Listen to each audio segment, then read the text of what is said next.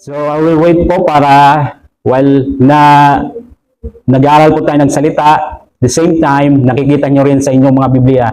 If you don't have a Bible, please raise up your hands and we will give you a Bible kung wala kayong Biblia so that you can follow po sa ating pag-aaral ngayong umaga. So I guess lahat may Biblia. So Esther chapter 7, it's about the exposure of sin. So before we start, let's, as always, magsimula po tayo sa panalangin. Let's bow our head. Nalangin po tayo. Ama, salamat sa good weather na ibinigay mo. Salamat sa kalakasan at sa buhay na ito na maaari namin gamitin para luwalhatiin ka. Sa umagang ito, nagpapasalamat kami na kami ay nagsama-sama upang sumamba at makarinig ng iyong salita mula sa iyo at encourage ang bawat isa. Lord, I pray na patuloy mong encourage ang bawat isa na maging faithful po sa iyo, Panginoon, sa lahat ng mga gawain, sa lahat ng mga bagay na pagdating para sa iyo, na palaging faithful kami na paahalagahan ng mga bagay na mahalaga sa iyo, and sundin ka pagkat, Lord, as you always remind us na malapit na ang iyong pagbabalik. Sa mga signs na nakikita namin, mga signs na malapit na ang iyong pagbabalik. Sa umagang ito ay nais naming pakinggan ang iyong salita. Sa gayon ay malaman namin ang iyong kalooban. Huwag mo po hayaan na kami ay ma-distract ng anumang mga worries sa buhay. Tulungan mo kami na ituon namin ang aming puso, isipan sa iyong presensya lamang at sa iyong mga salita. God, cleanse us from all unrighteousness. Cleanse our hearts through your word, through your holy scriptures, and Holy Spirit. Help us na maunawaan namin ang iyong mensahe ngayong umaga. At tulungan mo rin kami na isa pamuhay namin ang mga sinasabi mo sa aming buhay. Na sa gayon ay ikaw ay palaging malugod. Ikaw po ay maparangalan. Ito ang dalangin ko sa pangalan ni Jesus. Amen. So, samahan niyo ako na tingnan ang ikapitong kabanata dito sa aklat ni Esther. But before we dive in sa pagtingin sa chapter na ito, let me give you muna po na mabilisan na recap bago natin tingnan. So sa unang kabanata ng aklat ni Esther, ang hari ng Persia ay gumawa ng malaking piyesta, malaking pagdiriwang at maraming nagtipon-tipon. Pinatawag ng hari si Queen Vashti na pumunta sa okasyon na ito dahil nais niyang ipakita ang kanyang kagandahan sa lahat ng mga lalaki na nandito sa oras na ito na kung saan sila ay umiinom at mga lasing na. And so, Queen Vashti refused the king, kaya napahiya po ang hari at sinabi ng mga tagapayo ng hari, alam mo, mahal na hari, gagawin ito ng mga kababaihan, mga asawang mga babae sa buong kaharian sa kanilang mga asawa na hindi magpapasakop. Kaya ipinayo nila na tanggalin ang reyna sa trono at ginawa ito ng hari. Pagkatapos ay nagsagawa sila ng beauty contest para makita nila kung sino ang magiging kapalit na reyna. Alam natin si Esther, isang orphan, isang ulilang Hudyo ang nanalo at inilagay siya ng Diyos sa posisyon ng kapangyarihan. And then biglang nabanggit ang isang nagngangalang si Haman, na isang masamang tao. Siya ay na-promote sa kapangyarihan na kung saan siya ang pangalawang makapangyarihan sa buong kaharian ng Persia.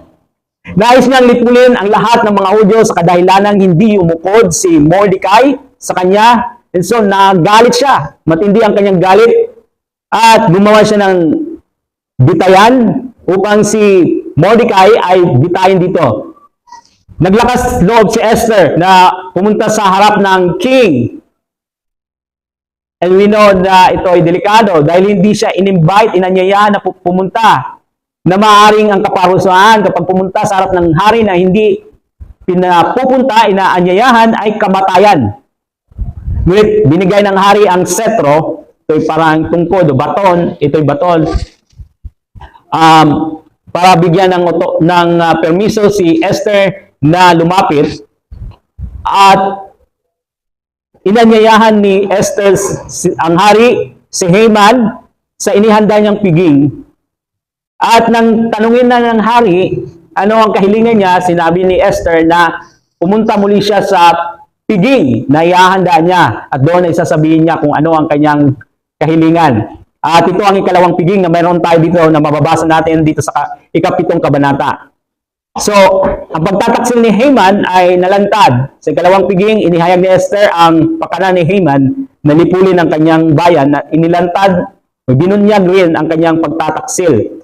So, verse 1, si Haring Xerxes at si Haman ay dumalo sa ikalawang handaan ni Reyna Esther. So, pause muna tayo sa verse 1. Katatapos pa lang, di ba, ilibot ni Haman si Mordecai sa buong lungsod. Na kung saan, para sa side niya, ito ay sobrang nakakahiya, embarrassment. Ngayon, papunta siya sa piging na inihanda ni Esther. And, ang nandito lamang ay ang king, ang queen, at ang kanyang sarili. So, isa itong malaking pribileyo para sa kanya. Ang king at reyna ay hindi karaniwang kumakain na magkasama kasi. At kapag ginawa nila ito, sa special na okasyon lamang. So, ang mga hari ng Persia ay napaka-protected rin sa kanilang mga asawa. At karaniwang pinapayagan lamang na makipag-communicate sa kanila ay ang mga eunuch ng hari. Kaya para kay Haman na ma-invite bilang panauhin sa ganitong okasyon na isang espesyal na karangalan at isang pribilehiyo para sa kanya. I'm sure, sobrang excited niya dito, ngunit hindi niya alam, gaya ng alam natin ngayon, kamag-anak ni Esther si Mordecai, at ang plano niya na bitayin si Mordecai ay babalik sa kanya. Verse 2, habang sila'y nagiinuman, itinanong ng hari, Reyna Esther, ano nga ba ang hihilingin mo? Sabihin mo at ibibigay ko sa iyo, kahit ang kalahati ng kaharian. So, ito ang second banquet na inihanda ni Esther. Ito yung continuation ng kanyang strategy. Paano makuha ang pabor ng king at i-appeal, ibigay ang kanyang apila. Inuulat ni Haring Xerxes ang kanyang unang pangako na pagbibigyan ng kanyang hiling. If you remember, na sobrang generous ang king sa kanya na tila mahal na yata niya si Esther. Sobrang generous na kung saan pinalaki niya yung kanyang offer na sabi niya hanggang sa kalahati ng kaharian ay ibibigay ko sa iyo. So nagkaroon ng opportunity si Esther. Pag ginamit ni Esther ang opportunity na ibinigay sa kanya na in a wise way, matalinong paraan. And this verse remind us the importance ng perseverance, pagtsatsaga at oras sa pagharap sa mahihirap na sitwasyon. Si Esther ay naghintay ng tamang pagkakataon na umaasa sa karunungan at kaunawaan na mula sa Diyos. Isn't it, sinabi sa atin sa James 1:5, kung kayo nagkukulang ng karunungan, ay humingi kayo ng karunungan sa akin. We are encouraged na humingi tayo ng wisdom mula sa Diyos kapag naharap tayo sa mga challenges, mahirap na sitwasyon kapag hindi natin alam kung ano ang ating gagawin. God is the source of wisdom and He will give us wisdom kung hihingi tayo ng karunungan mula sa Kanya. Whatever na challenges o mahirap na sitwasyon na pinagdadaanan natin sa ating buhay. Verse 3, sumagot si Reyna Esther, kung inyo pong mamarapatin, mahal na hari, nais ko po sanang hilingin na ako at ang aking mga kababayan ay inyong iligtas. Tandaan nyo, ilang taon bago ito, sinabi ni Mordecai kay Esther na huwag mong ipaalam sa sino man na ikaw ay isang Hudyo. And now, bold na umakbang si Esther, napakatapang na umakbang si Esther. And this is important verse na dito sa aklat. Ito yung isa sa pinakamahalagang versikulo sa aklat ni Esther. If you remember chapter 4, verse 14, sinabi dyan, kapag pinagwalang bahala mo ang pangyayaring ito, tiyak na may magliligtas din sa mga Hudyo. Ngunit malilipol ka at ang iyong angkan. Anong malay mo? Baka nga napunta ka riyan para maging kasangkapan sa ganitong pagkakataon. Pansinin nyo yung ways, yung salita dito na baka nga napunta ka riyan para maging kasangkapan sa ganitong pagkakataon.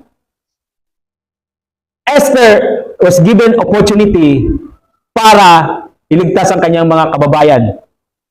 I believe na ang Diyos ay nagbibigay ng opportunity din sa atin. Not only opportunity, but opportunities sa ating buhay to make difference in the lives of others. Gumawa ng pagbabago sa ibang tao para madala sila sa Panginoon. Especially sa mga unbelievers. So, ito yung sinasabi sa atin. We need to make sure that na gawin natin ito sa lahat ng ating mga kaya hanggat kaya natin para i-save, iligtas ang ibang tao sa pamagitan ng gospel sa ating makakaya. So the questions, let's check ourselves. Pinagdarasal mo ba ang mga hindi mananampalataya? Pinagdarasal mo ba ang iyong family, kapitbahay, kaibigan, mga hindi pa nakakakilala sa Panginoon, sa mga taong wala pang relasyon sa Diyos? Nagnanais ka ba na makapaglingkod sa Panginoon? May ginagawa ka ba para sa kalawalhatian ng Diyos? Alam niyo po, kailangan nating ayusin ang ating priority siguro. Ayusin natin ang ating buhay para tayo ay maging handa na gamitin ng Diyos. Bahagi ang pag-ibig ng Diyos sa ibang tao. We are called to influence others, to make difference sa buhay ng ibang tao. May mga pagkakataon po na nasasayang ang ating pagkakataon. Time is, ang time umiikot at unti-unting nababawasan na ng sandali natin sa mundong ito. Pero alam niyo po, ang mahalaga is to do our duty as a Christian, our purpose as a Christian, na hindi po masayang ang pagkakataon, opportunities na mayroon tayo sa ating buhay. Verse 4, sapagkat kami po ay pinagbili para patayin at lipulin. Kung kami po ay pinagbili upang maging mga alipin, magsasawalang kibo na lamang po ako at hindi na kayo gagambalain pa. Subalit kami po ay nililipol na. So, si Esther dito ay nakiusap in a manner na humble pero powerful ang kanyang statement. Humble and powerful. Umapilas siya sa king, na makatanggap siya ng favor, na makita ng king, maramdaman ng king sa kanyang sarili na siya ay defender, siya ay tagapagtanggol. Inihayag niya ang kanyang identity kasi sabi niya dito, ako at ang aking mga kababayan ay inyong iligtas. This is the first time na kung saan inihayag niya in public kung ano ang identity niya. Dati natatakot siya, dati nahihiya siya. And perhaps that's you. Ikaw ito, nahihiya ka na tawagin born again Christian, nahihiya ka na tawagin kang Kristiyano or nagsisimba ka na, nahihiya ka. And God is saying na humakbang ka na may katapangan para tumindig sa tama, para tumindig sa pagka-Kristiyano mo. Dati, naduduwag ka na malaman ng iba na Kristiyano ka dahil na tatakot ka kung ano ang sasabihin ng mga kaibigan mo, natatakot ka kung ano ang magiging response nila, bibiruin ka ng hindi maganda. You have to step up. You have to be bold.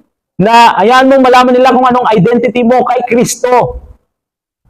At huwag mong i-match ang iyong sarili sa sanlibutan ng mga makasalibutan ng mga tao. And so, another thing dito is namagitan si Esther between sa kanyang kababayan at sa hari. Isn't it, nagpapalala ito na si Jesucristo ang naging mediator between man at sa God, the Father. Siya ang tagapamagitan, hindi po si Mary ang mediator. Kaya, kung nananalangin po kayo, huwag kay Mary, kay Jesus. Wala sa Bible na sabi na in Mary's name, Amen. Ang sabi sa Biblia, in Jesus' name, Amen. Hindi namatay si Mary sa cross para sa iyo. In fact, namatay si Mary. At hindi nabuhay. Isang persona lang ang namatay, ngunit nabuhay. Isang persona lang ang nabuhay mula sa mga patay. At yan ay ang Panginoong Jesucristo. Para patunayan na kaya niyang mamagitan sa pagitan ng tao, sa kanyang kasalanan, at sa banal na Diyos, Ama. Okay? Kaya, sa Kanya tayo lumalapit. Sa Kanya tayo nananalangin. Siya yung Savior natin. At hindi po si Mary. Tama po ba? Kaya maraming panalangin na hindi sasagutin talaga kung sa pangalan ni Mary. Okay? Dahil walang kapangyarihan ng pangalan ni Mary. Ang tanging pangalan lamang na may kapangyarihan na kung saan lahat ay yuyukod. Lahat ay magyuyukod sa kanyang pangalan. Ay ang tanging pangalan lamang ni Jesucristo. Amen? At ang tanging pangalan lang na makakapagligtas sa tao ay ang Panginoong Jesucristo. Ang pangalan lamang ni Jesucristo. Yung meaning nga ng Jesus is it's a katumbas ng ang ibig sabihin nito ay Jesus saved or siya ay nagliligtas. Ito ay katumbas ng salvation. So, siya ang mediator natin. And verse 5, itinanong ng hari, sinong may pakana ng mga bagay na ito? So, you can imagine now, para maintindihan natin, na hindi ang hari dito na masaya. Galit na galit ang king. Dahil ang kanyang queen ang nanganganib ang kanyang buhay. Dahil sabi niya, ako ang aking kababayan. So, mga Hudyo, lahat ng mga Hudyo. So, may nakambang panganib sa buhay ng reyna. Kaya, we can imagine na galit ang king. Nang sinasabi niya, nagtatanong siya na sino may pakana ng mga bagay na ito. Verse 6, sumagot si Esther, ang aming kaaway at taga-usig, ang masamang si Haman. You can imagine na nasasyak na dito si Haman. At si Haman ay nangatog sa takot sa harap ng hari at ng reyna. If you remember, di ba? Bago si Haman nagalit sa mga Hudyo, nagalit muna siya kay Mordecai. Kasi gusto niyang lahat ng mga tao sa surroundings niya, yumukod sa kanya, sumamba sa kanya, ayaw ni Mordecai. Nagalit siya. At dinamay na niya pati ang mga kalahi ni Mordecai. Damay-damay na to sa galit ni Haman. Gusto niyang lipulin lahat ng mga Hudyo. So yun yung plano niya. It seems na parang perfecto na ang kanyang plano. Nag-work out na ang kanyang plano pero suddenly, nagbago habang si Haman ay nakaupo sa harap ng king at ng queen at sinabi ng queen, itong tao to si Haman, gustong kaming patayin nito. Ako at ang aking mga kababayan. Na-realize ni Haman, sigurado sa puntong ito, na mali ang kanyang move. Kasi ang queen ay isang Hudyo. So this is bold accusation na ibinigay ni Esther, direkta at walang takot. So, remember, si Haman ay napromote sa mataas na kapangyarihan, ikalawang makapangyarihan sa buong kaharian ng Persia, pinarangalan siya, in-invite siya dito sa piging bilang panauhin, and now, sinabihan siya na isang taksil. And so ngayon, bumaliktad na ang lamesa. Bumalik na sa kanya ang masamang balak na kanyang itinanim. Kung ano ang kanyang itinanim, yun din ang kanyang aanihin. Masama ang kanyang plano, masama ang kanyang itinanim, masama rin ang babalik sa kanya. Ganun ang principle. Kahit sa Biblia, yan din ang sinasabi ng Biblia. Kung nagtanim ka ng mabuti, mabuti rin ang aanihin mo. Pero kung masama ang itinanim mo, masama rin ang babalik sa iyo. And here's another lesson, mga kapatid. Walang natatagong kasamaan, walang kasalanan na hindi maibubunyag sa liwanag. Kung paano binunyag ni Esther ang tataksilan ni Haman, itinuturo ng Biblia na ang lahat ng maling gawain ay mahahayag sa kalaunan. Walang kasalanan na maitatago, kapatid. Wala. Hindi mo yan maitatago habang buhay. Huwag mong isipin na matatago mo yan na ang iyong kasalanan na ginagawa ngayon ng habang buhay. Kaya mas mainam na habang may pagkakataon, i-confess mo yan sa Panginoon. Talikuran mo, ihingi mo ng kapatawaran sa Panginoon. Huwag mong ipagpatuloy dahil kapahamakan ang dulot niyan sa buhay mo. Let's move on sa verses 7 to 10. Ang plano ni Haman Now ay bumalik sa kanya. Verse 7 and 8, galit na tumindig ang hari at nagpunta sa hardin ng palasyo. Naiwan naman si Haman at nagmakaawa kay Reyna Esther sapagkat natitiyak niyang siya'y paparusahan ng hari. Nang magbalik ang hari, nakita niyang nakadapa si Haman sa harap ng Reyna na nooy nakahiga. Dahil dito'y pagalit na sinabi ng hari, pagbabalakan pa niya ng masama ang Reyna at sa loob pa naman ng aking pamamahay. So, inisip ng king na inappropriate. Hindi tama ang kinikilos ni Haman. Nakahiga ang Reyna at siya ay nakadapa. So, hindi magandang tingnan. So, ngayon, naging mas komplikado dahil ang babae ng hari dapat siya ay mag-isa. Lumabas ang king, dapat lumabas din siya. Pero, bumalik siya. Lumapit siya sa queen. And walang nakakalapit sa queen maliban lang sa mga eunuch at ang king. Kaya nang lumabas ang hari, lumabas si Haman, ngunit gusto niyang makausap ang Reyna, so nagsimula siyang dumapa, nakahiga ang queen. Kasi I think kapag may mga ganitong okasyon, ganitong posisyon ng Reyna, parang naka-recline siguro sa upuan. So, ang king, bumalik siya, nadatnan niya na si Haman ay kumikilos ng hindi angkop. Inappropriate na kilos sa harap ng kanyang queen. So, of course, ano ang kanyang reaction? Of course, galit na galit ang king. Ngunit marahil nagalit siya, hindi lang kay Haman, nagalit siya, lumabas siya, nag-meditate siya, nagalit din siya sa kanyang sarili at dahil hindi niya tinanong, hindi niya alam kung sino ang maapektuhan ng kanyang kautusan. Maring sinasabi niya sa kanyang isipan, hindi ako makapaniwala, napaikot ako ni Haman, ang tanga-tanga ko. So nagmuni-muni siya sa labas, naiwan lamang si Haman at ang Reyna, at si Haman nagsusumamo para sa kanyang buhay. Ngunit habang ginagawa niya ito, nagpatira pa siya sa harap ni Esther, si Queen Esther nakahiga.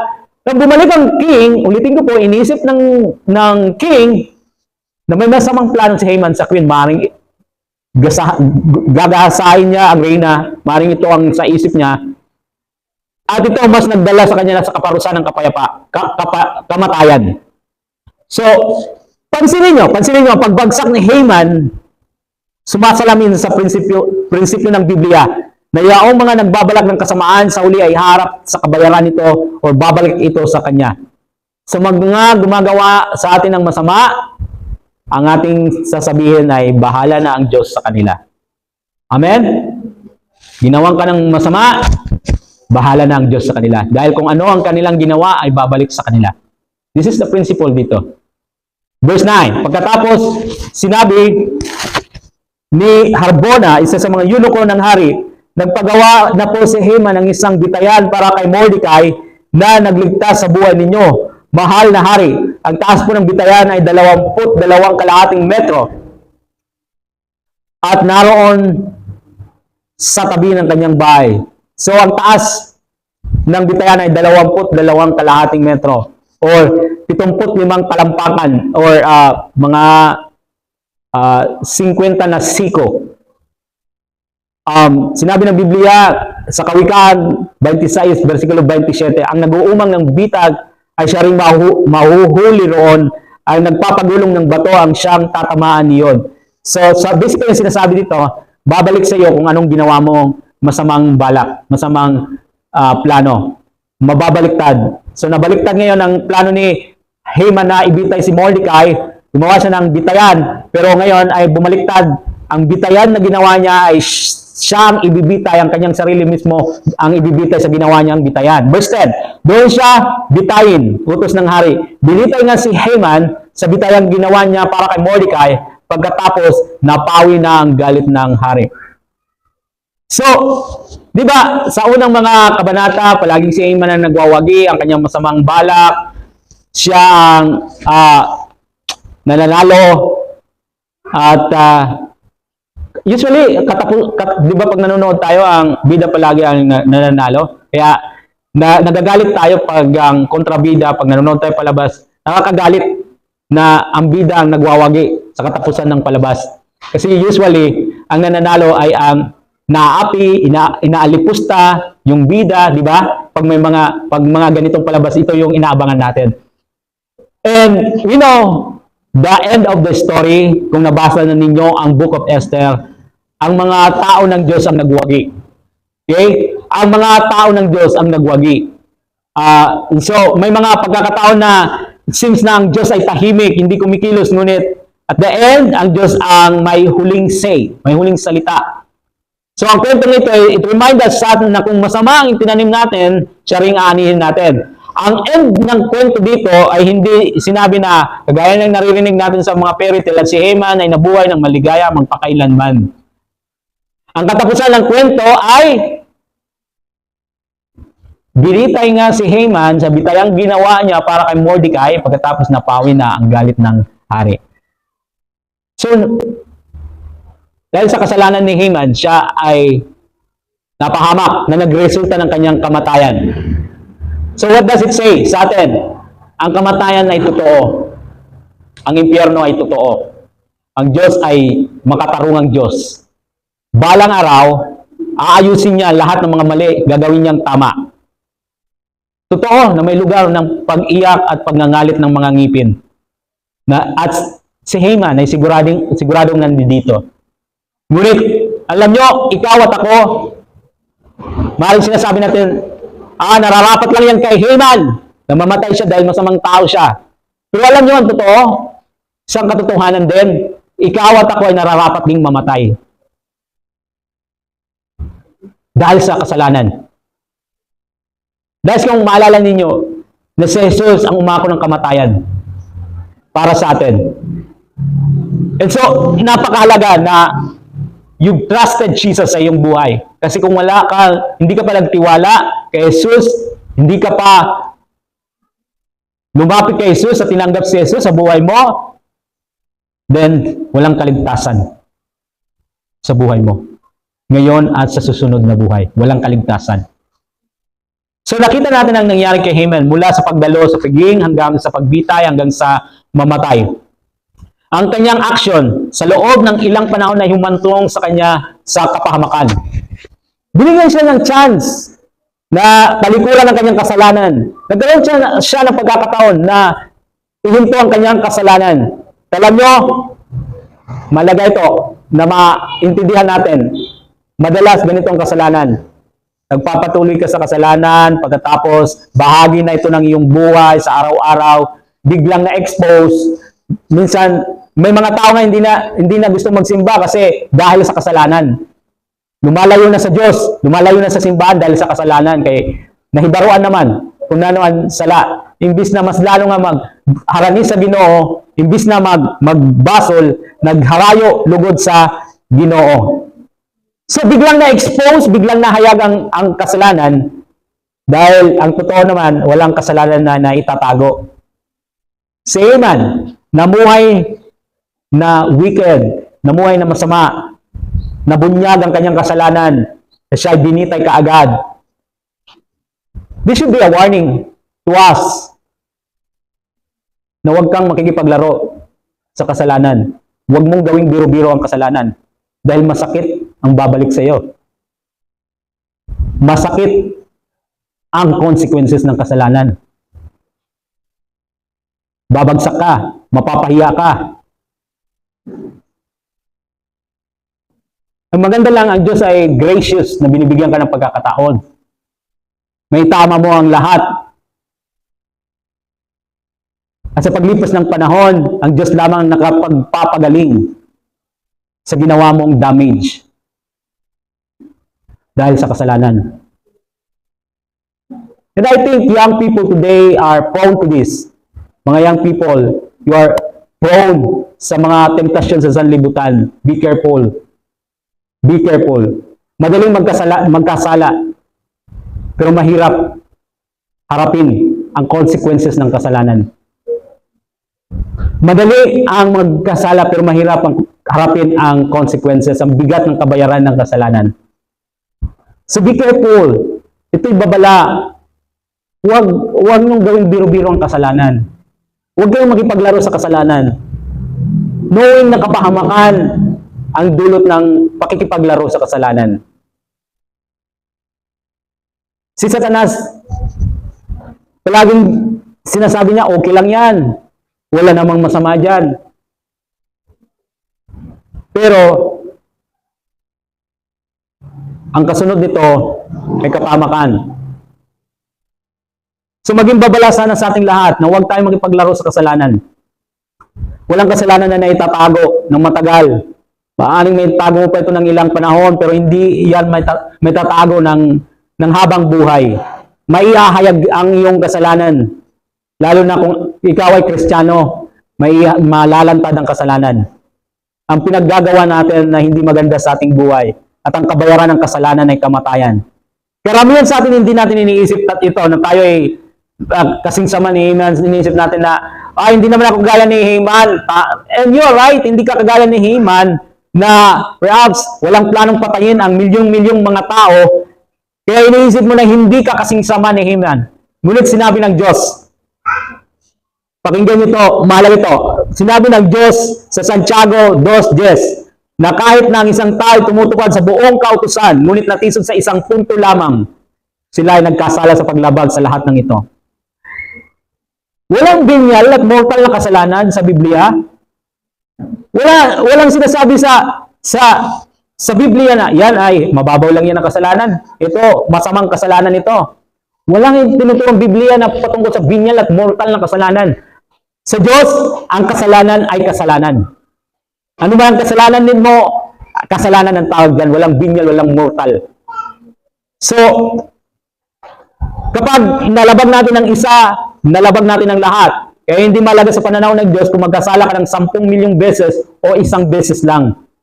Sa limang paraan, ikaw ay isang makasalanan kung nagkasala ka.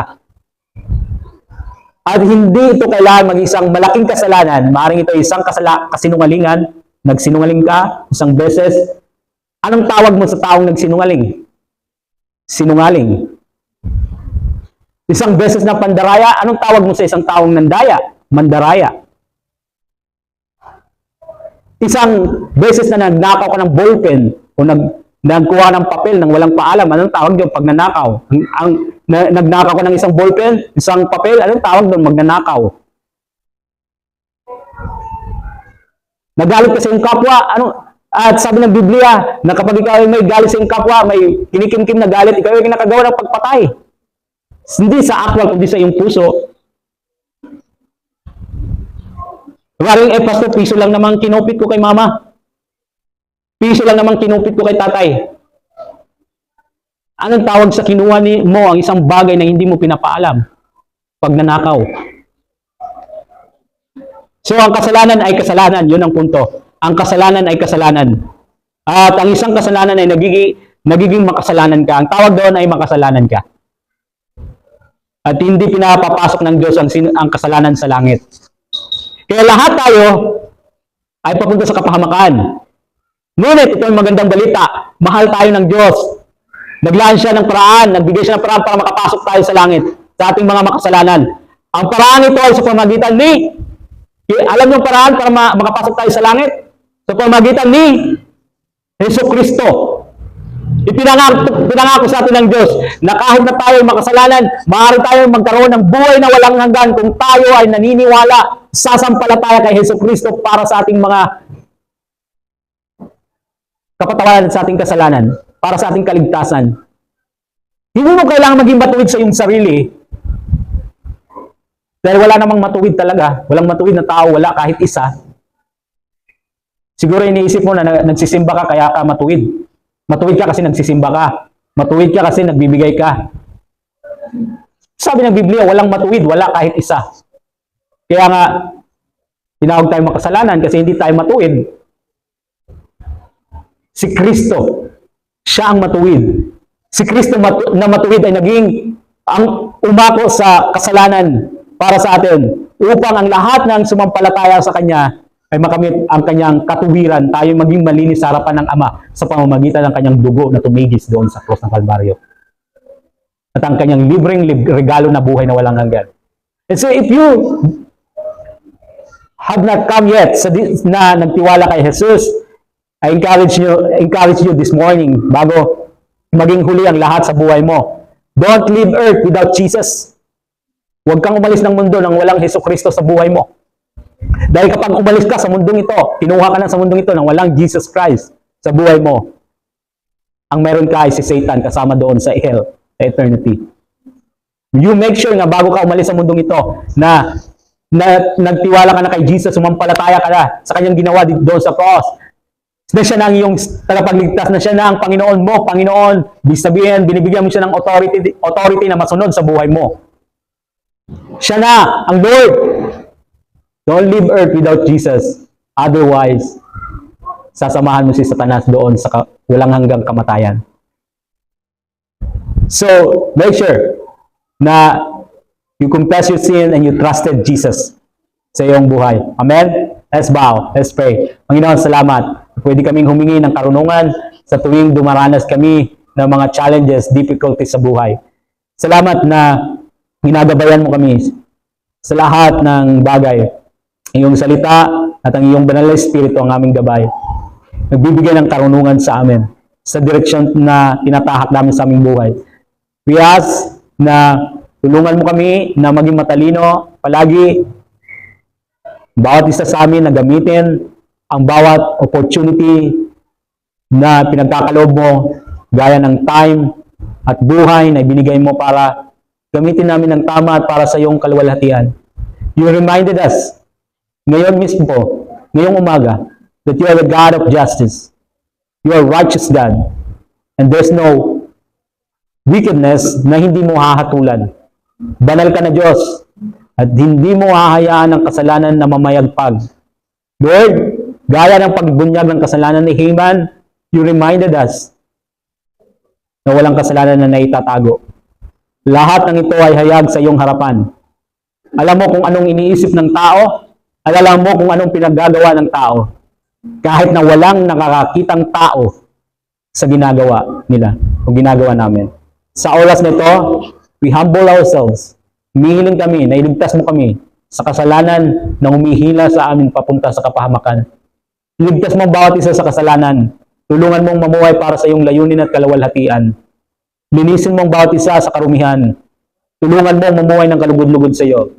Kung mayroon dito na may puot sa puso, tulungan mo na makalaya mula dito. Kung mayroon dito na nandaraya ng kapwa, tulungan mong makalaya mula dito.